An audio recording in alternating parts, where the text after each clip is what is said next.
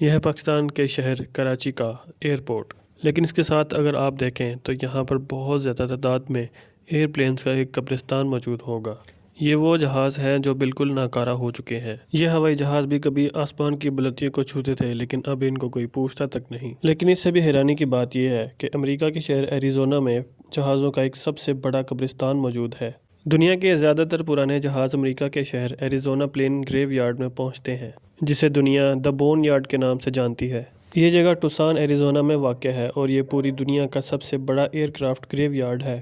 یہاں 4000 سے زیادہ فوجی اور مسافر جہاز بے حد منظم انداز میں صحرا کے اندر کھڑے ہیں۔ لیکن آخر ایسا کیا ہے کہ دنیا کے ہزاروں جہاز یہاں لائے جاتے ہیں؟